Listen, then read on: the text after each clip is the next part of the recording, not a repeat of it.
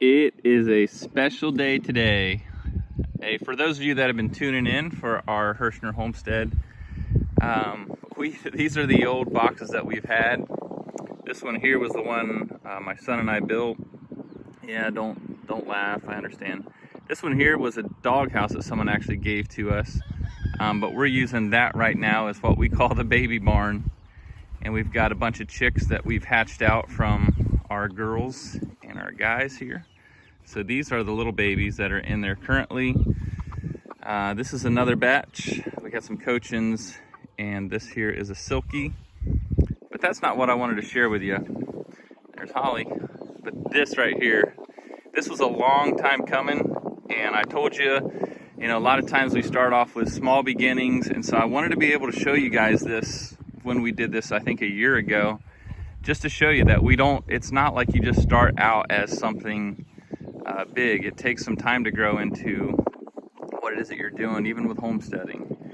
And so this is a garage, actually, or a shed that was built for us by some local Amish. But anyway, just wanted to show you a little bit. I think it's 12 by 16, isn't it? Yeah, 12 by 16. And we'll take you in here and give you a little tour.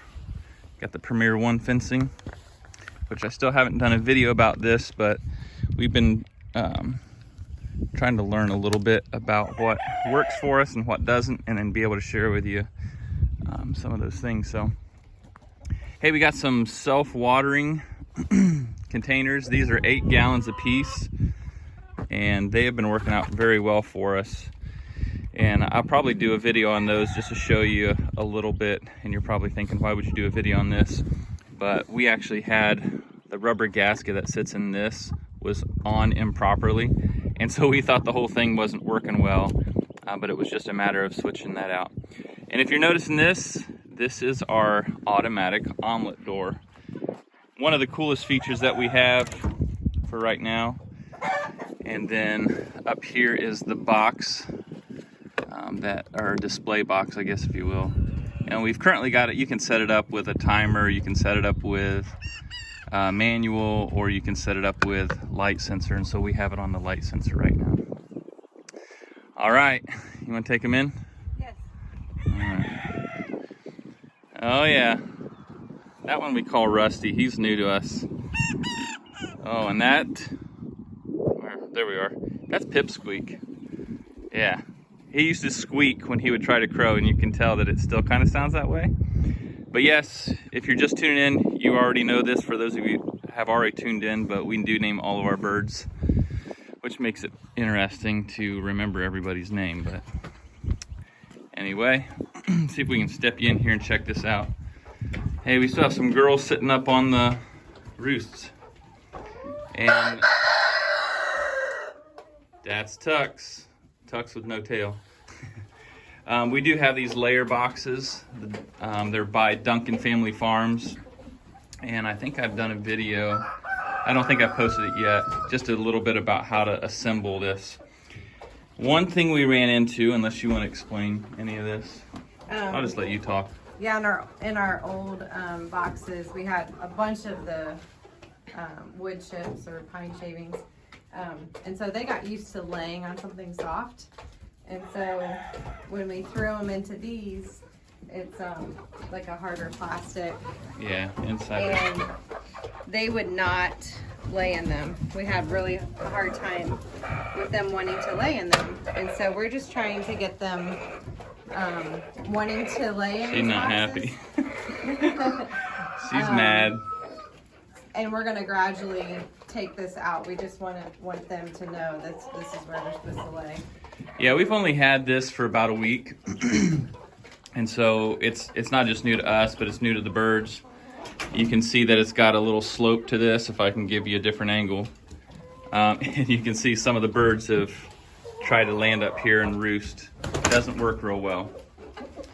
We have one over here too, and they always fight over one box in particular. So we have 2 chickens, and you're trying to. This is kind of what happens when you have a favorite box, and you gotta lay an egg.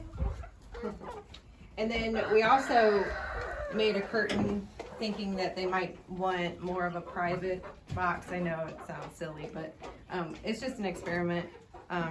That's most of what we do around here. We experiment with things. I'm not gonna make 3 more because it took a really long time to do this one. If they don't really use it, so just gonna make the one and see how it works. But it's got magnets, so it just it's fabric that magnets to the metal. So yeah.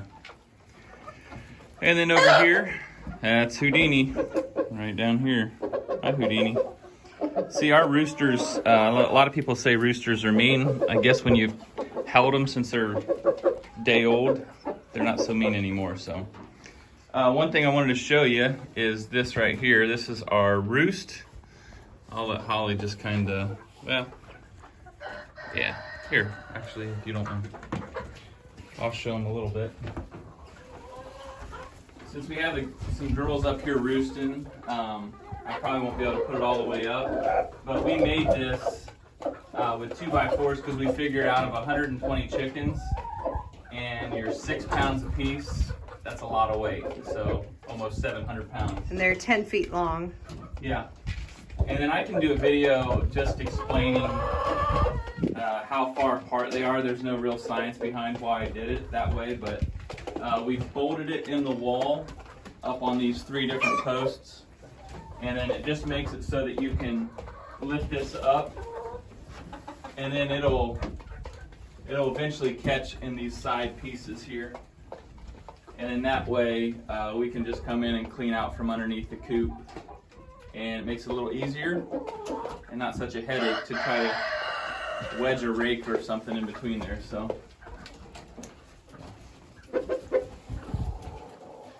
one other thing I think I was going to show you guys are these little feeders here. They're 45-pound feeders. Give them a little shout out here because we really like them. These right here,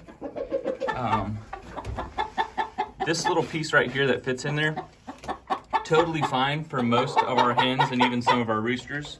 Are you trying to tell them about it? You gonna show them? Yeah, so she wanted to show you how it works. But this we took out of the other one just so that it would be open. And the main reason for that was some of our larger roosters have bigger combs, and it just really was starting to cut into their comb a little bit when they were using this one, and so it made their comb a little bloody. So we figured we'd make it easier for everybody, give them some options, and they wanted to show you how it's done over here. So, and we do have feed stored in this one, scratch in the other, and then we have them being able to graze on about, what do we figure it up to be, like 0.6 acres, so a little over half an acre. And yeah, we can do another video another day so you're not having to watch a super long video, but we thought we'd show you a little bit of what has changed around here, and we're excited about the changes. And I'm sure we'll do another video coming at you. But yeah, post something in the comments if you're in the middle of getting something new, or if you've got some changes happening in your homestead experience. Yeah, we'd like to hear a little bit how things are going in other parts of the world. So we'll talk to you later. Enjoy the day. Bye.